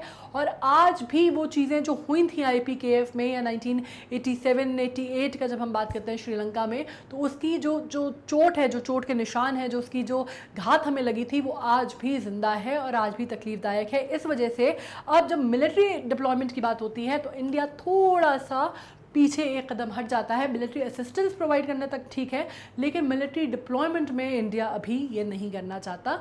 अपना जो है वो एक सेफ या सिक्योर्ड हैंड जो है वो मेंटेन करना चाहता है। ठीक है, आई होप ये चीज़ें आपको बिल्कुल क्लियर हो रही हैं, कहीं कोई कन्फ्यूजन नहीं है इसमें। ठीक है, अगर कन्फ्यूजन हो तो कमेंट सेक्शन में ज़रूर लिखना। Shifting US policy, uncertainty in Indo-Pacific policy of US would leave a vacuum in the IOR which China would be more than obliged to fill. है ना, अब क्या हो रहा है कि क्योंकि हम एक, जैसे मैंने कहा ना कि हम किसी भी तरह पे अपने आप को अलाइन नहीं कर रहे किसी भी सुपर पावर से, तो हो क्या रहा है कि थोड़ा सा रशिया और यूक्रेन के हालात तो आपको मालूम है बिल्कुल डिफरेंट हो गए। इंडिया और पाकिस्तान की अगर बात करते हैं तो उसमें कॉन्फ्लिक्ट कितना चलता है नेबरिंग में, ये तो कोई बताने वाली मुझे बात ही नहीं है, तो बच्चा हर आदमी जानता है।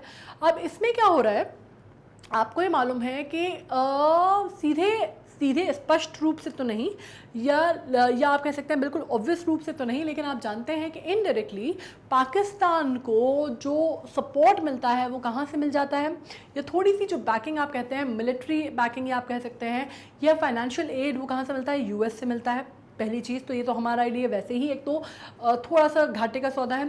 दूसरी बात जो हम ये एक जो इसको कहते हैं ना, थोड़ा सा जो कॉन्फ्लिक्ट हमारा यूएस के साथ हो रहा है या यूएस पॉलिसीज़ के साथ हमारा थोड़ा सा जो डिस्ट्रप्शन हो रहा है, मतलब जैसे अभी आप बात कर सकते हैं कि जब कैट्सा की भी बात हुई तो बाइडन ने अभी कहा है कि भाई इंडिया के ऊपर भी अभी जो फैसला है वो लिया जाएगा कि सैंक्शंस का क्या करना है। तो आपको मालूम है एक थोड़ी सी खटास, एक थोड़ा सा स्ट्रेनमेंट है, ठीक है। और ये स्ट्रेनमेंट अभी का नहीं है, काफ़ी पुराना है ये स्ट्रेनमेंट। मतलब आप बात कर सकते हैं कि रेगन के टाइम पे भी, रेगन के टाइम से पहले भी एक बार ये जो स्ट्रेन है थोड़ा सा ये है। तो इसके कारण क्या होता है कि एक तरह का वैक्यूम जो है वो फिल हो जाता है। इंडो पैसिफिक सर्टेनिटी नहीं है हमारे पास पॉलिसी ऑफ यूएस को लेके, ठीक है। तो इससे क्या होता है, एक वैक्यूम जो है वो आईओआर रीजन में भी क्रिएट होता है, जो कि चाइना बहुत ही खुशी खुशी फिल करने को तैयार हो जाएगा, ठीक है। अगर आपने वो स्पेस चाइना को दे दी, अगर आपने वो थोड़ी सी भी गुंजाइश या जगह छोड़ दी चाइना के लिए, तो बहुत बढ़िया से और बहुत आसानी से उस पर कब्जा कर लेगा और वो वैक्यूम फिल कर देगा। कॉन्सिक्वेंटली क्या होगा, उससे इंडिया के लिए ये बहुत ज़्यादा स्कोप जो है वो मैरीटाइम कॉन्फ्लिक्ट का बढ़ा देगा चाइना के साथ। और बाकी छोटे मोटे देश तो ठीक है, लेकिन चाइना के साथ अभी हम किसी भी तरह के कॉन्फ्लिक्ट में कम से कम जो अरुणाचल प्रदेश में या ऊपर हम अपनी बाउंड्रीज को, सियाचिन में जो हो रहा है वो एक अलग चीज़ है, ठीक है। वहाँ पे तो हम हैंडल कर नहीं पा रहे। अगर वो चीज़ ओशन में भी आ जाएगी, अगर वो इंडियन ओशन के तक पहुँच जाएगी, तो हमारे लिए बहुत मुश्किल हो जाएगा उसको टैकल करना। और ये आप कह सकते हैं कि ये पाकिस्तान और चाइना जो है, ये बहुत ऑब्वियस सी बात है कि ये कोलैबोरेट कर लेंगे, जिसको बोलते हैं ना कि दुश्मन का दुश्मन दोस्त होता है वाला हिसाब हो जाएगा, और ये आपस में कोलैबोरेट कर लेंगे। तो हमारे लिए वैसे ही जो सिचुएशन टाइट है वो बहुत ज़्यादा टाइट हो जाएगी, ठीक है। उसके अलावा हम बात करते हैं नॉन ट्रेडिशनल थ्रेट्स की। The challenge from the non state forces to include piracy, maritime terrorism, drug trafficking, illicit weapon trafficking, illegal migrants, etc., as well as vagaries of climate changes fall within the ambit of non-traditional threat spectrum of conflict. The frequency of resurgence and occurrence of such threat are very high and hence require immediate attention. तो ये जो area है ये हर तरह से sensitive है, ना सिर्फ ये मैन मेड चीज़ों के लिए हम बोल सकते हैं, जो ट्रैफिकिंग होती है, पायरेसी होती है, जो हमने कहा सोमालिया की में हुई थी, जिसमें बाकी फिर 60 कंट्रीज़ ने उसमें हाथ मिलाया एंटी पायरेसी के लिए, वो बात नहीं हो रही है off the coast of Somalia, उसकी बात हम नहीं कर रहे हैं। हम बात कर रहे हैं अगर जो इलीगल ट्रैफिकिंग होती है, इलीगल ट्रैफिकिंग के लिए बहुत इंपॉर्टेंट माना जाता है ये एरिया, बड़ा क्रूशल माना जाता है, इंपॉर्टेंट नहीं, क्रूशल माना जाता है कि यहाँ पर बहुत ज़्यादा इलीगल ट्रैफिकिंग होती है। इसमें आपके जो स्पाइसेस हैं या सैंडलवुड है उसकी ट्रैफिकिंग बहुत ज़्यादा होती है, ड्रग्स की बहुत ज़्यादा होती है, मारवाना की बहुत ज़्यादा होती है, ह्यूमन ट्रैफिकिंग बहुत ज़्यादा होती है, इलिसिट माइग्रेशन बहुत ज़्यादा होता है, लोग जो हैं वो बॉर्डर क्रॉस करके या सी क्रॉस करके इंडिया में आ जाते हैं, घुसपैठियों की बहुत ज़्यादा दिक्कत है। लेकिन ये सारी समस्याएं जो हैं वो तो अपनी जगह हैं ही, उनसे तो हम टैकल कर ही रहे हैं मैरीटाइम सिक्योरिटी में। हमारे साथ नेचुरल डिजास्टर्स की भी प्रॉब्लम बहुत ज़्यादा है। उसके अलावा जो समुद्री इलाका है, समुद्री तट हैं, तो ऑब्वियसली उनमें अलग सा क्लाइमेटिक वेरिएशन भी बहुत रहता है, तो वो भी समस्याएं हमारे साथ बहुत ज़्यादा है। तो हमें वो भी सब कुछ टैकल करना है और उसके लिए बहुत स्ट्रैटेजिक प्लानिंग की ज़रूरत होती है। स्ट्रैटेजिक प्लानिंग के साथ साथ इमीडिएट एक्शन की भी ज़रूरत होती है। टैक्टिकल एक्शंस जो हमारे हैं वो हमें बहुत इमीडिएटली लेने होते हैं। We can't give them a longer duration, we can't give them a longer time frame. ठीक है, ये क्लियर हो गया है। इसी के साथ आ गए हैं हम एंड पे अपनी नेट सिक्योरिटी प्रोवाइडर की सीरीज़ पे। I hope everything is crystal clear. अब अगर कोई पूछेगा कि नेट सिक्योरिटी प्रोवाइडर क्या, तो आप पूरी तरह उसको बढ़िया से जवाब देंगे, ठीक है, कोई कन्फ्यूजन कहीं पे भी नहीं होगा। राइट नाउ अगर कोई कन्फ्यूजन है, अभी भी अगर कहीं लग रहा हो कि कुछ बच गया है, कुछ चीज़ है जो नहीं समझ में आई है, तो फिर से एक बार वीडियो देखो। इट इज़ ऑलवेज एडवाइजेबल कि वीडियो 2 बार देख लो। क्या होता है इससे कि थोड़े बहुत जो भी कन्फ्यूजन है ना, जो एरियाज़ हैं, जो ग्रे एरियाज़ हैं, वो थोड़े से क्लियर हो जाते हैं। ठीक है, करना क्या है, जाना है हमारी वेबसाइट पे magnetbrains.com। इसमें आपको मालूम है दैट K-12 से लेके NTSC ओलंपियाड आपको सब कुछ मिलेगा। अब आपको जैसे हमें करना है ओलंपियाड, तो आप ओलंपियाड पे जाएंगे, क्लिक करेंगे तो इस तरह का पेज ओपन होगा जिसमें इंग्लिश, मैथ, साइंस और आ जाएगा यहाँ पे अपना GK olympiad. Right, watch now पे जाओगे, इस तरह से वॉच चैप्टर वाइज वीडियोस जो हैं पूरे नीचे मिलेंगे। ठीक है, सिलेबस ओवरव्यू, लर्निंग स्ट्रैटेजी, इसी में नीचे आपको शॉर्टी नोट सीरीज़ मिलेगा। उसको ओपन करोगे तो उसमें सारे आपको जितने भी टॉपिक हमने शॉर्टी नोट में किए हैं आज तक वो आपको मिल जाएंगे। You will go for it and the page will open up like this. जो भी पढ़ना चाहते हो, जो भी एरिया, मतलब कोई भी एरिया एरिया एरिया एरिया बहुत सारा बोल दिया ना आज, तो एरिया बैठ गया दिमाग में। जो भी पार्ट देखना हो वो देख सकते हो, बाकी स्किप करना चाहो स्किप कर सकते हो, पूरा देख लो तो बहुत ही बढ़िया है। ठीक है, अब जैसे मैंने कहा ओलंपियाड का स्केड्यूल ये तो अभी तक बहुत क्लियर हो गया होगा कि सुबह 10 बजे से आते हैं, शाम के 7 बजे तक। कौन से दिन? मंडे, ट्यूसडे, वेंसडे, मतलब क्या? सोमवार, मंगलवार और बुधवार। उसमें सुबह 10 बजे सबसे पहले आता है आपका इंग्लिश का, फिर 1 बजे आता है IMO का, 4 बजे आता है NSO का और शाम के 7 बजे आता है अपना IGKO का। ठीक है, इसका प्रीमियर सेट कर लोगे ना तो अब पता चल जाएगा, मतलब इसको अगर आप नोटिफिकेशन में देखोगे तो आपको पता चल जाएगा कौन सा वीडियो कब आ रहा है। यूट्यूब का तो आपको क्लियर है, यूट्यूब पे भी बिल्कुल जैसे कि हमारे वेबसाइट पे है बिल्कुल उसी तरह अगर आप हमारे चैनल पे जाएंगे तो पूरी प्लेलिस्ट आपको मिल जाएगी, पूरे जितने वीडियोस हैं आपको सीक्वेंशियल ऑर्डर में जमा हुए मिल जाएंगे। ठीक है, उसमें आपको अब हमारे फेसबुक पे, इंस्टा पेज पे भी हमारी सारी चीज़ें अपडेटेड हैं, सारे रेगुलर अपडेट मिल जाएंगे। कोई, जैसा मैंने कहा, कोई कन्फ्यूजन है, अगर कोई चीज़ ऐसी है जिसमें कोई कहीं कोई ऐसा रह गया हो कि यार ये समझ में नहीं आया, ये और थोड़ा सा क्लियर कर देना चाहिए था मैम को, तो कमेंट सेक्शन में लिखना, I will get back to you. ठीक है, नाउ अपन मिलते हैं नेक्स्ट सेशन में विद समथिंग एल्स। उससे पहले ये डिस्कस कर लेना, क्योंकि जब MCQs बनेंगे तो अपन इसमें सब कुछ डिस्कस करने वाले हैं, सारे क्वेश्चंस करने वाले हैं, और इसमें बहुत सारी ऐसी चीज़ें थी, जैसे एक तो IOR अपने आप में क्या होता है, ठीक है, ये तो क्लियर हो गया होगा। SLOCs क्या होते हैं, ये भी क्लियर हो गया होगा। उसके टाइम मेरी टाइम सिक्योरिटी क्या होती है, ये भी समझ में आ गया होगा। इसके अलावा सागर इनिशिएटिव क्या है, ये भी समझ में आ गया। बहुत सारी चीज़ें क्लियर हुई होंगी, है ना। आयंस क्या होता है, ये भी क्लियर हो गया होगा।